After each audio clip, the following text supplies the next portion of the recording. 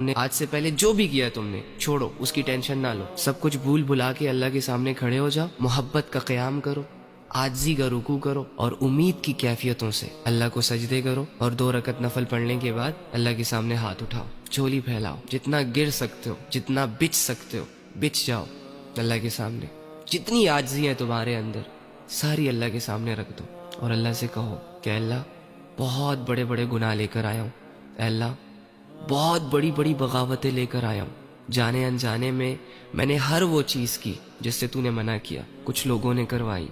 کچھ اپنی مرضی سے کی، اے اللہ یہ چھپن چھپائی کی زندگی مجھ سے مزید نہیں جی جا رہی، میں اب تیرے سے جڑنا چاہتا ہوں، میں آیا ہوں اپنا جرم قبول کرنے، اپنے گناہوں کو معاف کروانے، کیونکہ ایک آیت میرے کانوں تک پہنچی ہے، اور میں اگر تم سے ایک پرسنل بات شیئر کروں اپنی، جب زندگی تنگ ہو چکی تھی مجھ پر، جب لوگ نہیں سمجھ رہے تھے مجھے، جب مجھے میرے گناہ اور میرے گندے اعمال ڈرا رہے تھے، تو قرآن کی اس آیت نے مجھے ایک نئی زندگی دی۔ اگر یہ آیت میں نہ پڑھتا تو شاید آج میں آپ لوگوں سے یہاں بات نہ کر رہا ہوتا، اور وہ ہے قُلْ يَا عِبَادِيَ الَّذِينَ أَسْرَفُوا عَلَىٰ أَنفُسِهِمْ لَا تَقْنَطُوا مِن رَحْمَةِ اللَّهِ کہ اے نبی میرے ان بندوں کے پاس جاؤ جنہوں نے اپنی جانوں پر ظلم کیا، گناہ کیے، بہت بڑے بڑے لیول کے،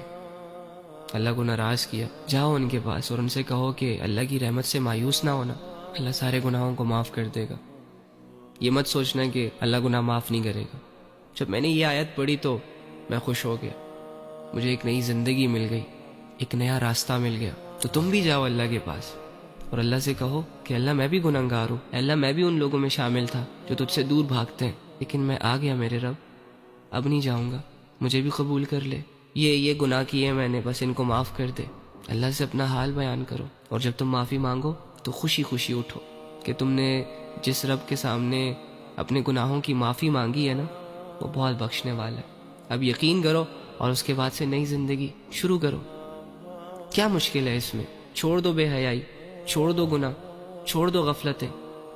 کتنی دفعہ کی ہیں تم نے یہ ساری چیزیں، کیا فائدہ ملا؟ کچھ بھی نہیں، آگے بھی نہیں ملنے والا۔ بس پھر اپنی زندگی عبادتوں کے ساتھ جوڑ لینا، علم کے ساتھ جوڑنا، اچھے لوگوں کے ساتھ اٹھنا بیٹھنا،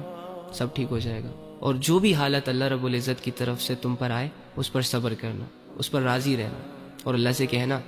کہ اللہ حالت تو بڑی مشکل ہے، لیکن اگر اس مشکل حال میں تیری رضا مجھے مل رہی ہے تو اٹس اوکے، ٹھیک ہے۔ ہاں، دنیا کی پرواہ نہ کرو، اپنے آپ کو اللہ سے جوڑو گے